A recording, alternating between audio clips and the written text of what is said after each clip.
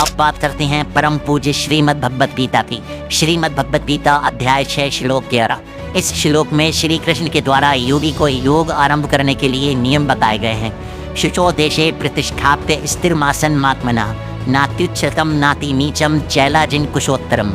योगाभ्यास के लिए योगी एकांत स्थान में जाकर भूमि पर कुशा बिछा दे और फिर उसे मृगछाला से ढके।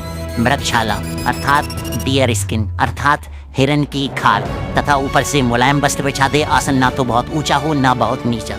भगवान जी, क्या वह मृग तुम्हारी संतान नहीं जिसकी चमड़ी जिसकी खाल पर बैठकर योग करने की सलाह दे रहे हो?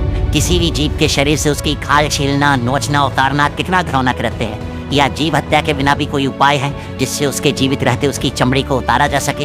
ये कैसा योग जो किसी निरीह प्राणी की हत्या से आरंभ हो? उससे भला कैसा ज्ञान प्राप्त होगा? क्या इस तरह की पुस्तक पूजने योग्य हो सकती है? मेरी बातों से जिन लोगों के हृदय को चोट पहुंच रही है उनसे एक ही बात कहना चाहूँगा, अंधा विश्वास मत करो अपने धर्मों पर।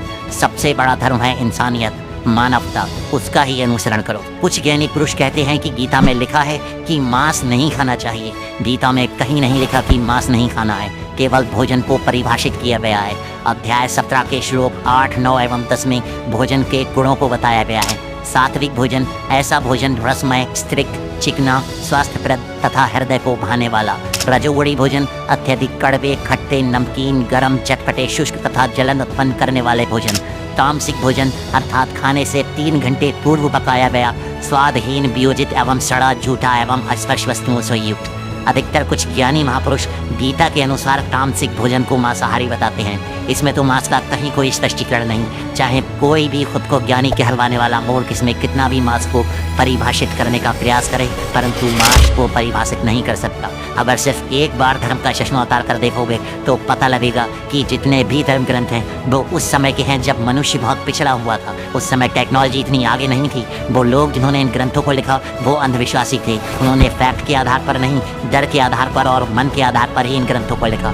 डर उस शक्ति से जो मृत्यु देती है, उसकी उपासना करो, उसके लिए यज्ञ करो, उसकी पूजा करो, उसकी इबादत करो। मन के आधार पर, क्योंकि मन तो मांस खाने का भी करता है, अप्सराओं, हूरों, स्त्रियों को भोगने का भी करता है, मगर स्त्रियां जानवरों की तरह लावारिस तो नहीं।